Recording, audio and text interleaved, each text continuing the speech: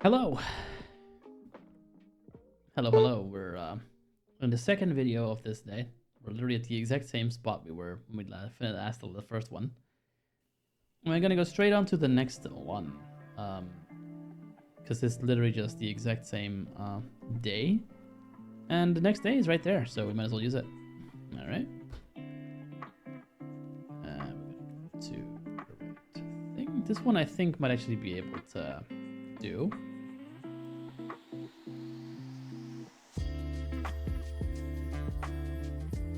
Alright, DFIR, not my favorite, but we'll see how we do. Boom. And close the tutorial. Oh, there's not even a tutorial yet. Okay, interesting. Let's turn off the video and let's go. Task 28, Kubernetes. How do you pronounce Kubernetes? I'm gonna say Kubernetes or Needies. Kubernetes, whatever. Kubernetes for day 2022. It's because I'm cubed, isn't it? Cubed with a K. All right, this is gonna be fun. Mayor Malware laughed hard at what he had done. Another scheme hatched, another scheme won.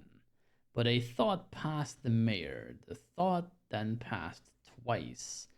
The list soon to come, and the town's naughty or nice. Oh. He paced and he paced like the week of election. Until that was it, a surprise mayor inspection. The list-making wares, well, it only seemed fair, would grant him temp access and account for the mayor. The list makers agreed under certain conditions. He logged on that day to confirm his suspicions. The next day they were, when the naughty list read, Mayor Malware, line 1, he read it with dread. Uh-oh. The conditions they gave, there's something they missed. As somehow and someway he accessed the list. Mayor Malware then smiled as he'd find no blame. With this he would find a new home for his name. Mayor Malware moving his name into nice list is a graphic here. That's a pretty good alt text. Nice. Learning objective. Learn about Kubernetes, what it is and why it is used. Learn about DFIR and the challenges that come with DFIR in an ephemeral environment. Learn how DFIR can be done in a Kubernetes environment using log analysis. Connecting to the machine. Oh, this is all wrapped in a heading 2 heading. Someone did not do their HTML right. Okay. Before moving forward, review the questions in the connection card below. Connection card details. What is it with these alt texts? Seriously. Why even put them at that point? Anyway. Click on the green Start Machine button in below to start the virtual machine in split screen view. Okay, this one we'll actually need.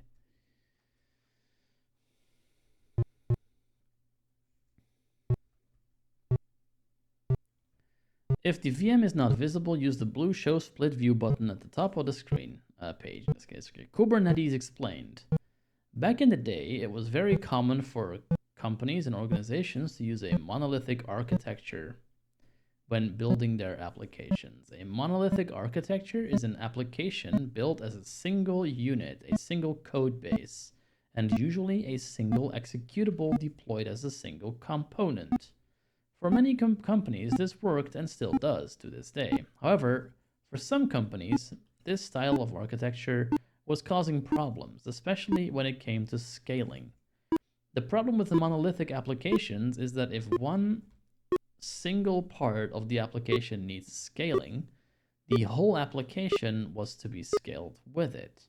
It would make far more sense for companies with applications that receive fluctuating levels of demand across their parts to break the application down component by component and run them as their own microservices.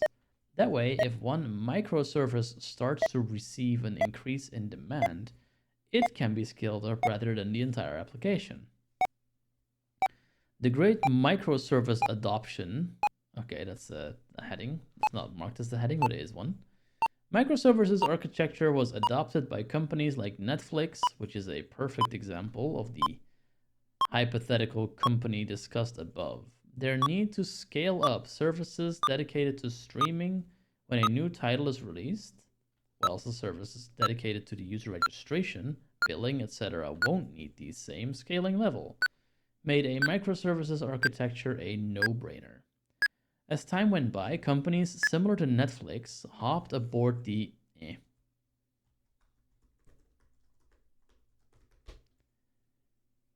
microservices express, and it became very widely adopted. Now, as for the hosting of these microservices, containers were chosen due to their lightweight nature. Only, as you may imagine, an application of this scale and can require hundreds, even thousands of containers. Suddenly, a tool was needed to organize and manage these containers. Introducing Kubernetes. Well, you guessed it. That's exactly what Kubernetes was made for. Kubernetes is a container orchestration system. Imagine one of those microservices mentioned earlier is running in a container, and suddenly there is an increase in traffic, and this one container can no longer handle all requests. The solution to this problem is to have another container spun up for this microservice and balance the traffic between the two. Kubernetes takes care of this solution for you, orchestrating those containers when needed. You've not really explained what a container is yet, though. A container is basically a really, really stripped down virtual machine, where like you really only have exactly what you need for the thing to run and nothing more if you can help it. And Docker is generally what containers are built with, but that's a little bit outside the scope of this excuse me, of this particular task, I think. That makes things a lot easier for everyone involved, and it's because of this, along with the widespread adoption of microservices architecture, that Kubernetes is so ubiquitous in the digital landscape today. This popularity means that it's highly portable, as no matter what technology stack is being used, it's very likely a Kubernetes integration is available. This, along with the fact it can help make an application highly available and scalable, makes Kubernetes a no-brainer. Thank you for the ads for Kubernetes here. In Kubernetes, containers run in pods. These pods run on nodes, and a collection of nodes makes up a Kubernetes cluster.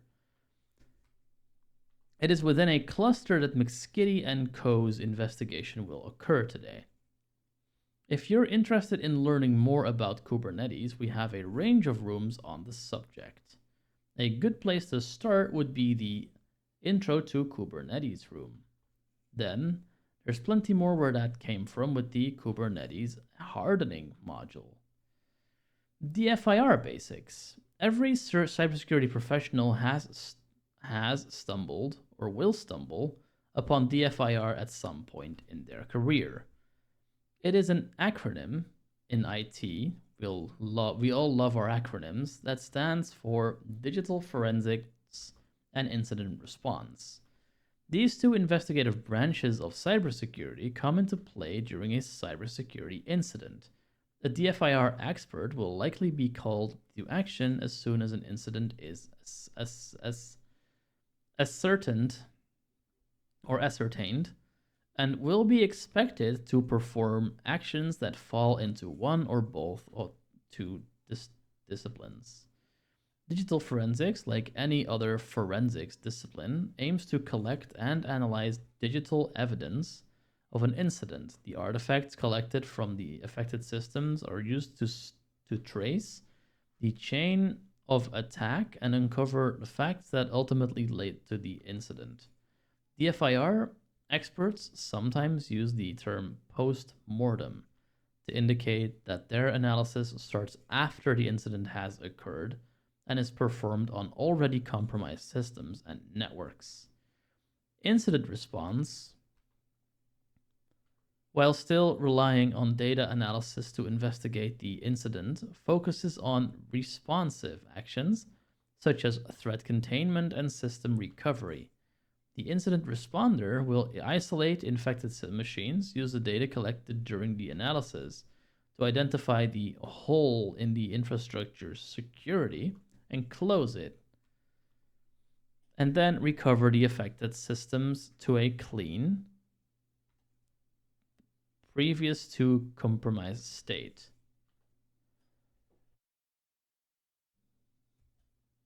Picture the incident responder as an emergency first responder whose aim is to contain the damage, extinguish the fire, and find and stabilize all the victims. On the other hand, the digital forensics analyst is the crime scene investigator, CSI, or detective trying to recreate the crime scene and ultimately find evidence to identify and frame the criminal. Both roles are expected to document all findings thoroughly. The incident response will present them to explain how the incident happened and what can be learned from it, ultimately proposing changes to improve the security stance of the entity affected by the incident. The digital forensics analyst will use the findings to demonstrate the attacker's actions and eventually testify against them in court. In the task at hand, we will help McSkitty and the Glitch become digital forensics analysts and retrace the malicious actor's steps. We will especially focus on collecting evidence and artifacts to uncover the perpetrator and present our analysis to Wareville townspeople.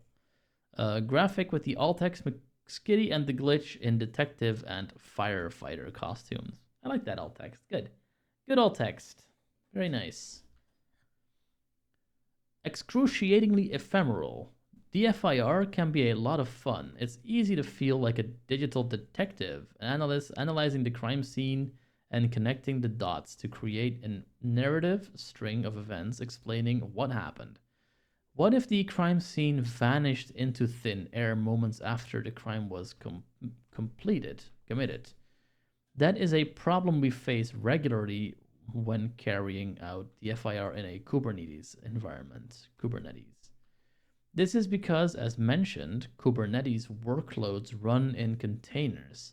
It is very common that a container will have a very short lifespan, either spun up to run a job quickly or to handle increased load, etc., before being spun back down again. In fact, in this year's 2024 Cloud Native Security and Usage Report, Sysdig found that 70% of containers live less than 5 minutes. So what can we do about it? Well, not to worry. It just means we have to expand our digital detectives toolkit. The key to keeping track of the ongoings in your often ephemeral workloads within your Kubernetes environment is increasing visibility. There are a few ways we can do this. One way is by enabling Kubernetes audit logging, a function that Kubernetes provides, allowing for requests to the API to be captured at various stages. For example, if a user makes a request to delete a pod, this request can be captured, and while the pod will be deleted and logs contained within it lost, the request made to delete it will be persisted in the audit logs. What requests and events are captured can be defined with an audit policy. We can use these audit logs to answer questions which help us in a security and DFIR context, such as what happened, why did it, when did it happen, who initiated it, to what did it happen, to what did it lead is what you mean, I think. Where was it observed? From where was it initiated? To where was it going? Where was it going? Of course, this just scratches the surface in terms of the level of visibility we can achieve in our Kubernetes environment. We can feed these audit logs as well as events from other security relevant sources into runtime security tools, which help transform these raw events into actionable data, which can then be visualized using yet more tools. A digital detective should definitely invest in an extra large toolkit. If you want to learn more on that subject, check out the Kubernetes runtime security room. Following the cookie crumbs. Okay, let's start our investigation. As mentioned before, some of the log sources would disappear as their sources, like pods, are ephemeral. Let's see this in action first. One on the VM, open a terminal as start K8s using the following command. I'm not going to do that just yet. Like I said, we'll need to do some pre-hacking. We'll need to do the SSH swappy trick again.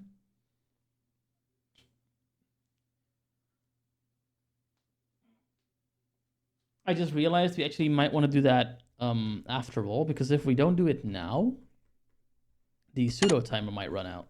So let me really quickly do some of it. Speech bullet application on terminal. Left click. At least the bit where we need to be root needs to be done. Edit multi-line. STEMCTL space SERT space SH. THM browser based recognize bullet application root try file edit view sudo su system start SSH root try mondec 20 mondec 23 16 17 mondec mod root try. Okay, I system think we're start good. SSH. Edit Start SSH. I always forget if it's system mode start or system like SSH starts. Let's do.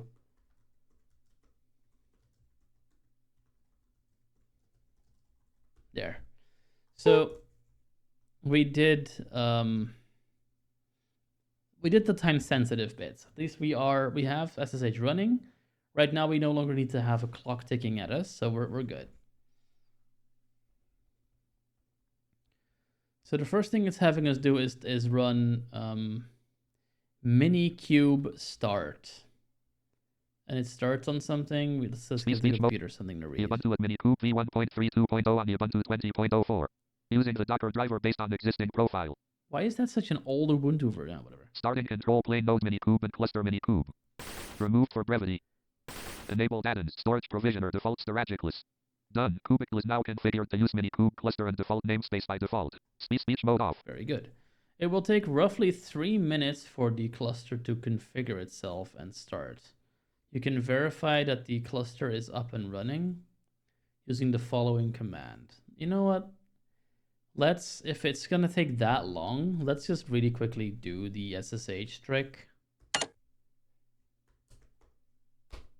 Speech THM browser-based document record 10.10.11.10.0.1.0.10 failed try fail 0.1 failed to connect the server. Try reconnecting. Try fail 0.0 10 try edit multi. Refresh this page. THM record 10.11.0.0.0 failed try reconnecting. Edit. Out of it. Menu link navigate to dashboard. Come on.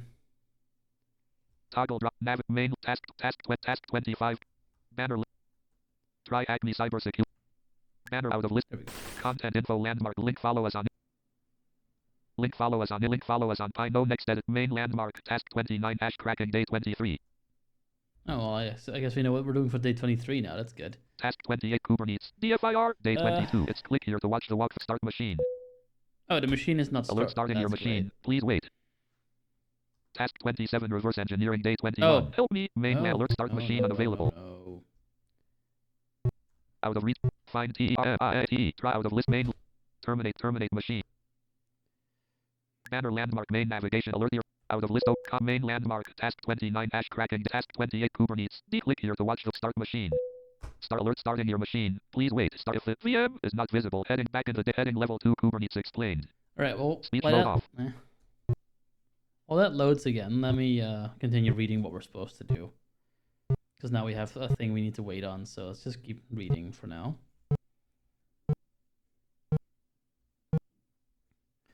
It will take roughly 3 minutes for the cluster to configure itself and start. You can verify that with running the following command. That command is kubectl get pods -n whereville. And it looks like that just pops up a table. It has a couple things. There's a morality checker cube, a naughty or nice cube, a naughty picker something something, a naughty picker something something something, and then nice picker and nice picker. If all of the pods are up and running based on their status, you are ready to go. This will take another 2 minutes. Since we know that the web application was compromised, let's connect to that pod and see if we can recover any logs. Connect to the pod using the following command. kubectl exec -n whereville naughty or nice -it /bin/bash. All right, I'm just going to keep reading. We're going to have to do all this to actually get the answers, I'm guessing. Once connected, let's review the Apache 2 logs. So it's cat var logs Apache access log.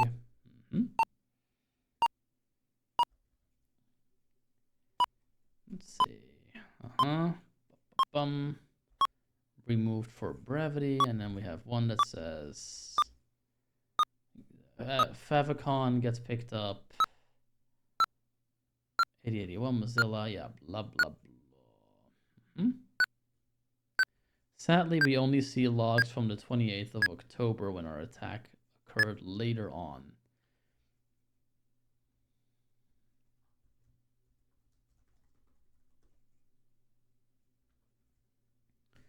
Looking at the last log, however, we do see something interesting with a request being made to a shelly.php file.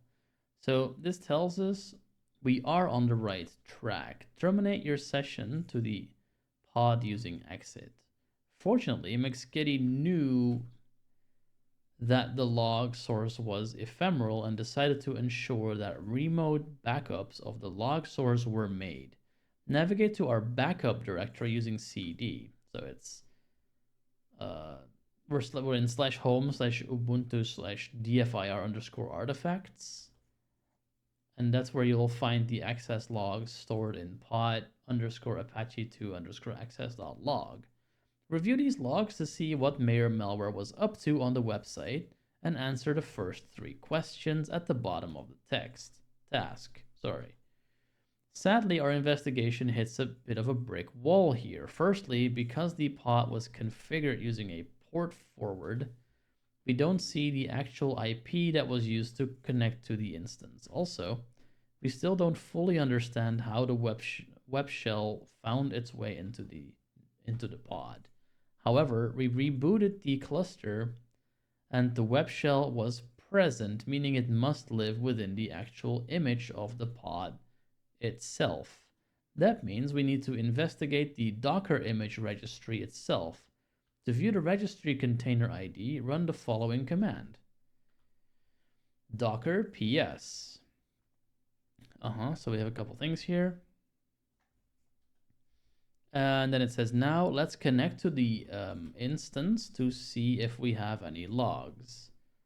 So we're doing Docker exec container name /ID ls-al/4/log. Total 12, we got a couple things here. Again, we hit a wall since we don't have any registry logs. Luckily, Docker itself would keep logs for us. Let's pull these logs using the following. Docker logs container name /ID. I'm assuming that means you can either use either or. And we see a couple things here.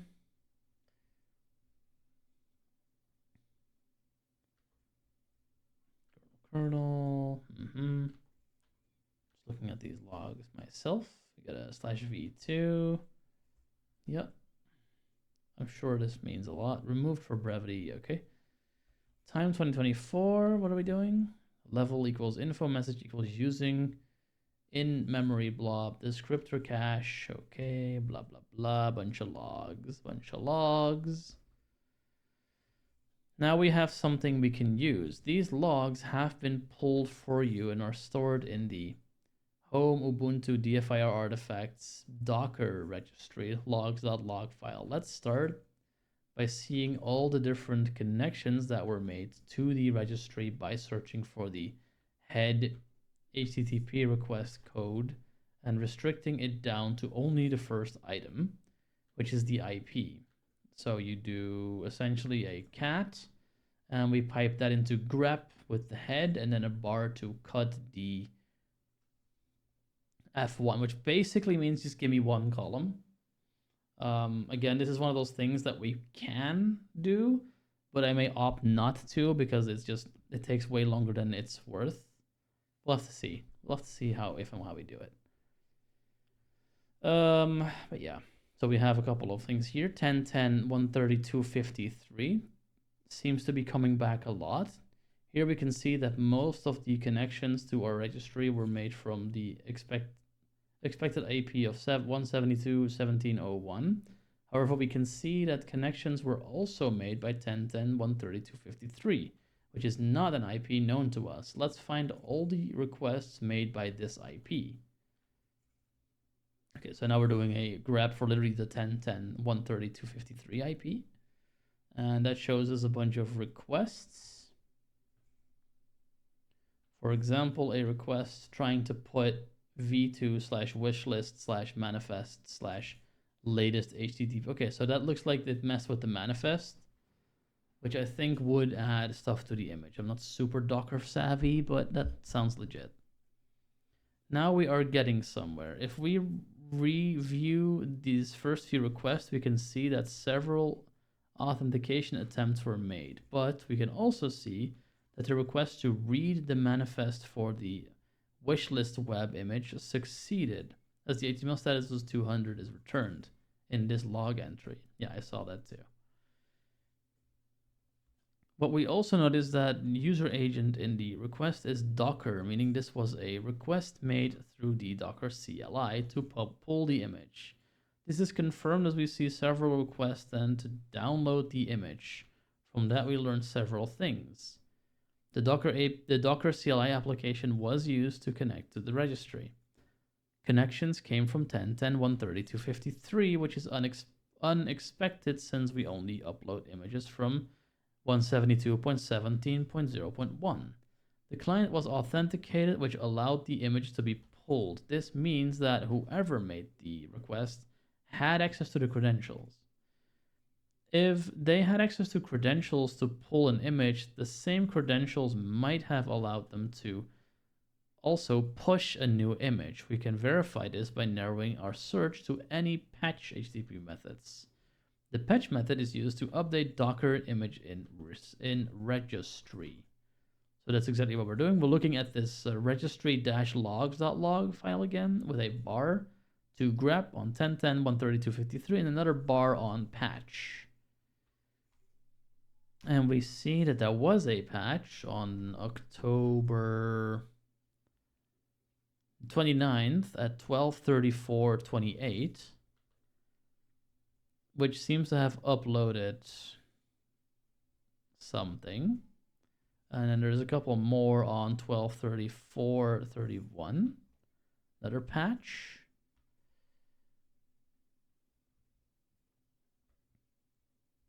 Okay. It says, this is not good. It means that Mayor malware could push a new version of our images. This would explain how the web shell made its way into the image, since Mayor malware pulled the image, made malicious updates, and then pushed this compromised image back to the registry!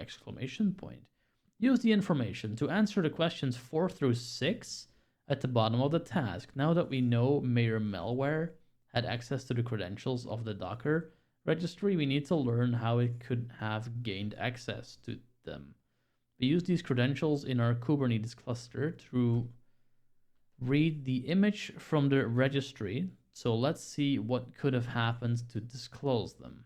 Okay, so it looks like the attack happened via an authenticated Docker registry push. Now it's time to return to our Kubernetes environment and determine how this was possible. McSkitty was made aware that Mayor malware was given user access to the naughty or nice Kubernetes environment, but was assured by the DevSecOps team that he wouldn't have sufficient permissions to view secrets, etc. The first thing we should do is make sure this is the case. To do this, McSkitty decides to check what role was assigned to the mayor. She first checks the role bindings, binds a role to the user. So you can do that with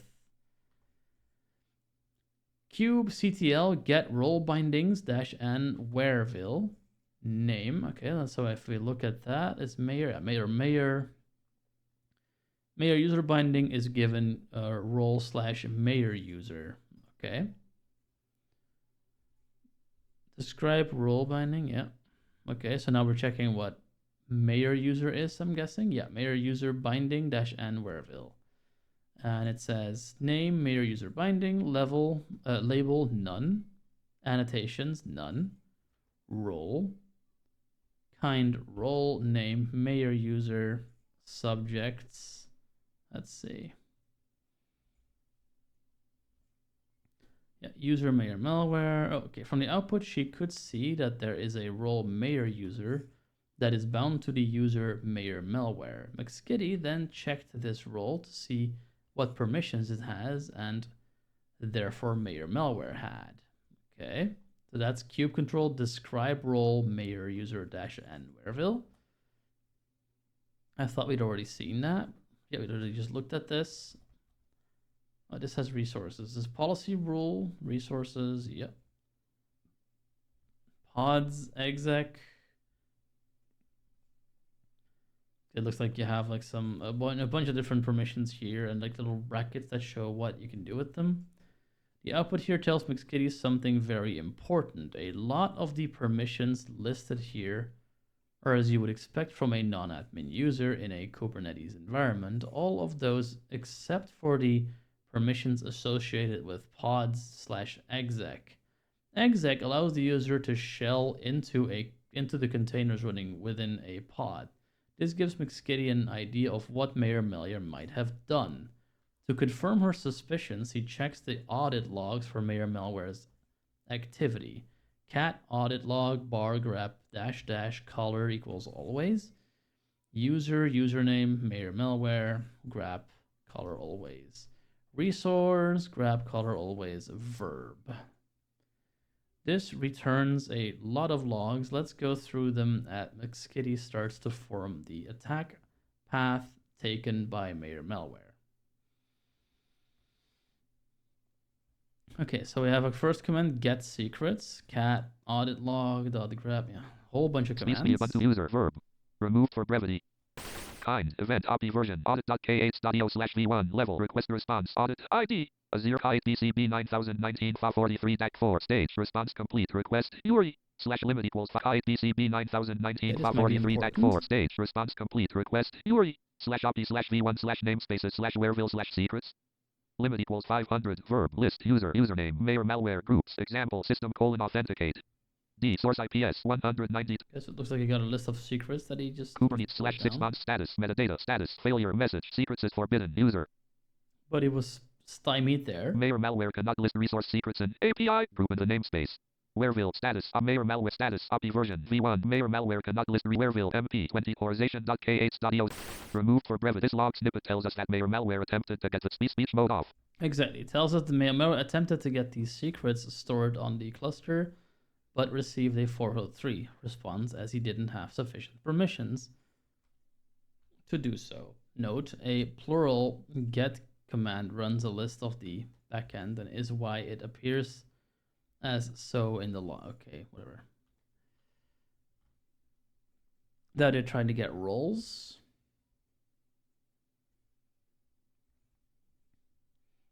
That's also a 500, it looks like. Oh no, that's the limit. Hang on. Let's see. Is this allowed?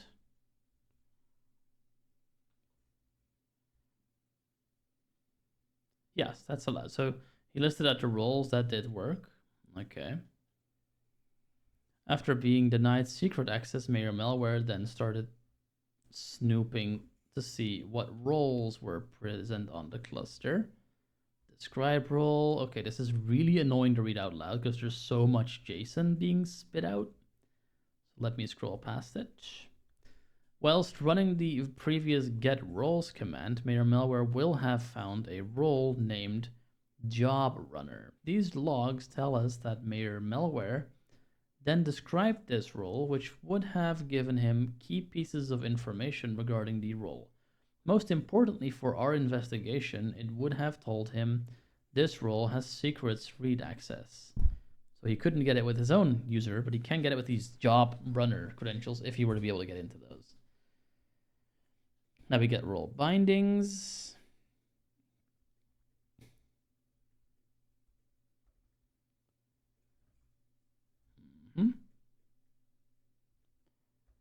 Now, knowing this role can view secrets, Mayor Malware tried to find its role binding to see what was using this role.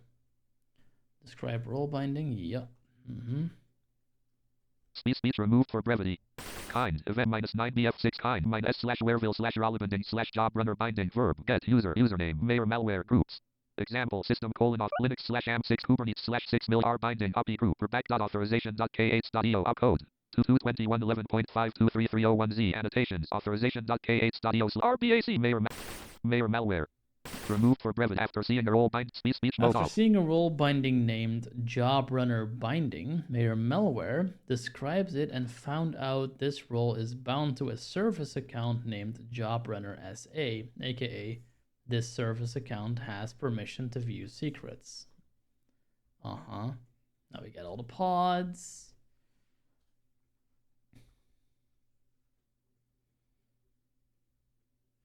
Here we can see that Mayor Malware, now armed with the knowledge that the service account has the permissions he needs, lists all of the pods running in the Wereville namespace with a kube get pods command. Yes. Now we're describing a specific pod. Let me scroll past that description so I can read you guys what it's actually for. Mayor Malware describes the pod as a morality checker. He then would have found out that this pod runs with the Job Runner SA service account attached, meaning that if he were able to gain access to this pod, he would be able to gain secret read access. And now we're execing. What are we execing?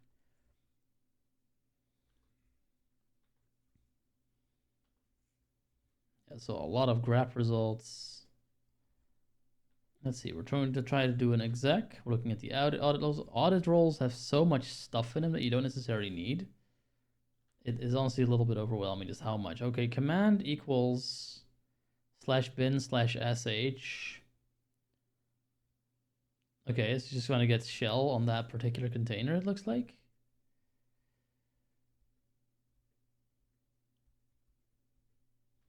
As mentioned in the role description, exec is permission usually not included on a non-admin role. It is for this exact reason that this is the case. McSkitty feels confident that the DevSecOps team had overly permissive role-based access control RBAC in place in the Kubernetes environment, and it was this that allowed Mayor Malware to run an exec command as captured by the logs above and gain shell access into the morality checker. To confirm her suspicions further, McSkitty runs the following command to retrieve audit logs captured from the Job Runner SA service account. Another command, cat audit log. Yeah, a bunch of grab things. Like honestly, I don't need to read it all out loud, I don't think. But yeah, we're checking for a bunch of things. For resource, we're checking for verb. Here we can see a few commands being run. We can see Mayor Malware is able to now run get commands on secrets to list them. But most importantly, we can see that he has indeed been able to escalate his privileges and gain access to the pull creds secret using the Job Runner SA service account. At this point, again, I'm wondering if we're still doing a beginner-friendly room at this point. I think you've lost about 80% of your users at this point, but that could just be me. Like I know most of how this works. I've used Kubernetes before, I've used Docker before, I've used grep before, but if you haven't, this is really a lot. Let's see, blah, blah, blah, more logs, more JSON spittle that just blasts out. The final piece of the puzzle revolved around this secret. Finally, she runs the command and the attack path is confirmed. Another really long grep command.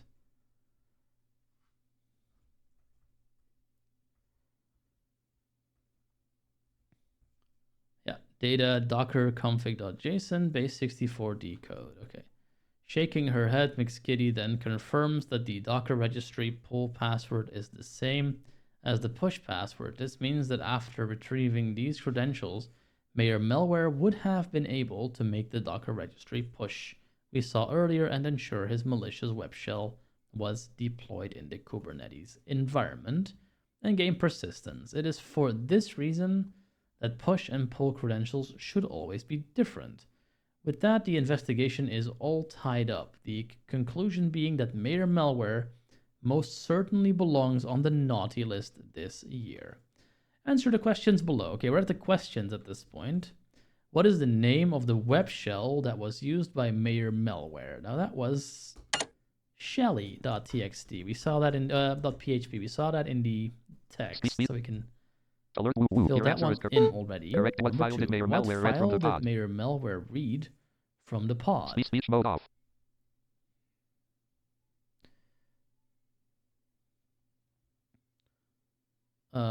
Looks like 2 letters and then 3 letters. I don't know. Okay, the third one. What tool did Mayor Malware search for that could be used to create a remote connection from the pod? I'm guessing that's Netcat. Alert. Your answer. That was Speech Netcat. mode off. NC. What IP connected to the Docker registry that was unexpected? We saw that one too. That was the 1010 thingy. 10.10.142.23.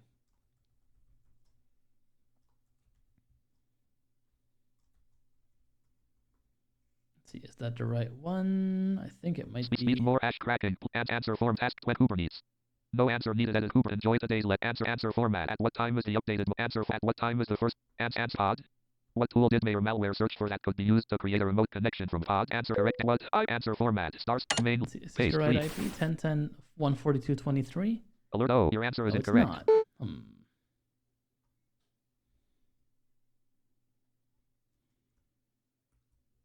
Disconnected. What? What IP connected to the Docker registry that was unexpected? Correct answer. Oh, Connected I to see what happened. Yeah. answer format. Star. I pressed the wrong key. That can happen sometimes. Disconnected. And did it again. Okay. Apparently you cannot do what I'm trying to do with NVDA. That's fine. Plugins reloaded. Connected to We'll work control it out a different way. pod. Find dialog. Type the text you wish to. Try hack me advent of Go up. task 27 reverse engineering day 21. Yep. Help task 28 Kubernetes. DFI. This Find is the one we want. 10.10. Try out of region task 29 hash cracking. No. Uh-oh.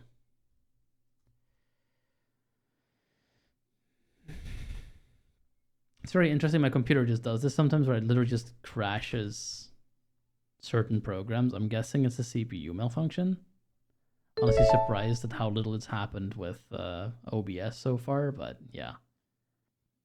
Sometimes browsers just disappear on me. It's a thing. NVDA is back. Shut up. Okay, yeah, here we are. So, Kube. Here we are. This is the right thing. And I'm sure we've seen 132.53. That sounds right. All right, let's try that one.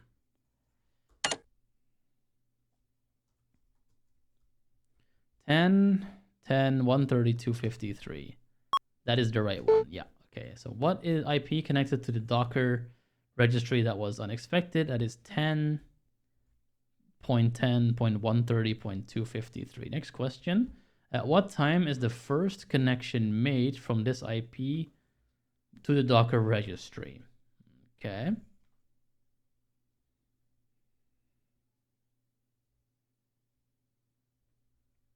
I think we did see that. I think it was the updated malicious image pushed to the registry. Honestly, I may go look that up real quick.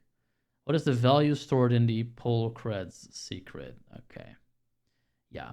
So while this is accessible, I'm going to not actually spoil how to do this yourself, because this is perfectly doable on your own. Basically, what you do is you have to go grepping through these logs the way that the the way that the examples show. So rather than doing it all here, what I'm going to do is I'm going to grab the answers from somewhere else, because this is one of the very few challenges that are actually accessible. Now, if you can't figure it out, obviously I'm going to make sure we have the answers, but I'm not going to demo how to do it exactly, because I want to leave some mystery for would-be hackers. I don't want to stream and like do everything. But yeah, we have all the examples to do these, and I think even some of them might even be in the text already. So yeah, I'm gonna leave some of the mystery on how to actually perform this yourself. For now though, let me get a write-up for these answers so we have them, and we can finish this one up. If there even is one, there may not be one. Advent of Cyber. Day, what is this? 22? Rate off, rate 75, rate 70, rate 25, rate 35, rate 40. Try hack me at 2024, try hack me Advent of Cyber Day 21 answers. Help me, I'm reverse engineering. Just another. Google. 222, yeah. 22 collapsed. Space R-A-T-U-P. Advent of Cyber 20, Advent of Cyber 2024, Day 22. Try speech Here we are. So this is medium. Let's see if we can find the questions we need.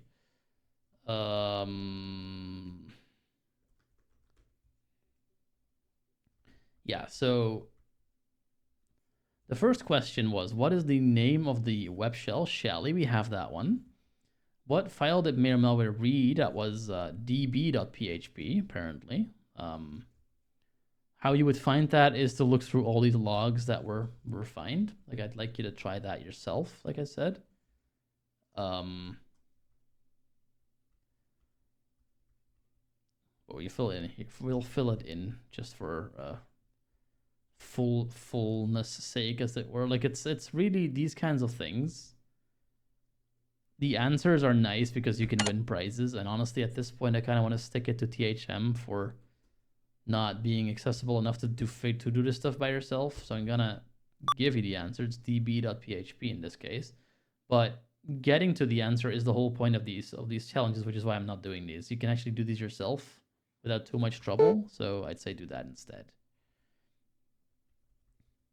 What tool did Mayor Malware? That's NC. We already found that. Netcat.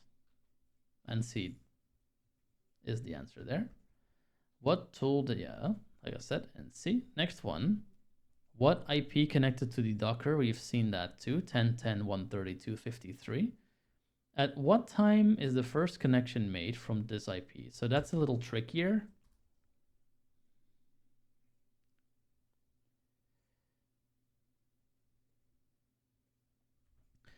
October 2024 is like 10:06:33 plus 0000.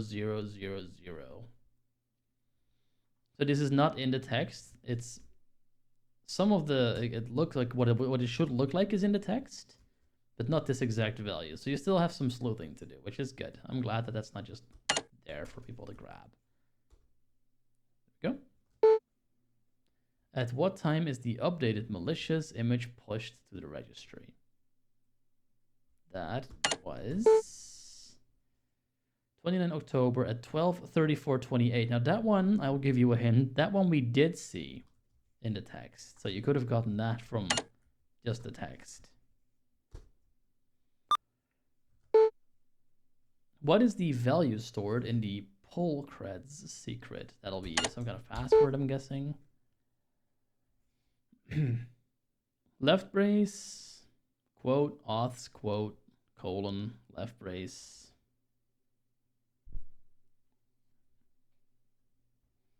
http://docker-registry.nicetown.loc:5000.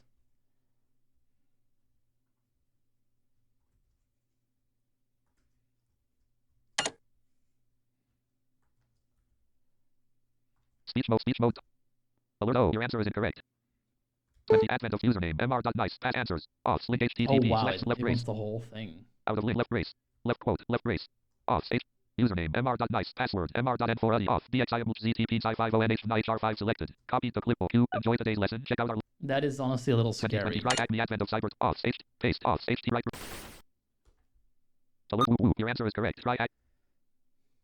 What is the value I'm stored? gonna have the computer read it because it's kind of long and it's very precise. Answer format. Quote. Left brace. Quote. A. U. T. H. S. Quote. Colon. Left brace. Quote. H. T. T. P. Colon. Slash. D. O. C. K. E. R. Dash. R. E. G. I. S. T. R. Y. Dot. N. I. C. E. T. O. Double N. Dot. L. O. C. Colon. 5000. Quote. Colon. Left brace. Quote. U. S. E. R. N. A. M. E. Quote. Colon. Quote. M. R. Dot. N. I. C. E. Quote. Comma. Quote. P. A. S. S. Double O. R. D. Quote. Colon. Quote. M. R. Dot. N. 4. U. G. H. T. Y. Quote. Comma. Quote. A. U. T. H. Quote. Colon. Quote. B. X. I. U. B. M. L. J. Z. T. P. N. C. I. 5. O. N. H. V. N. A. H. R. 5. Quote. Right race.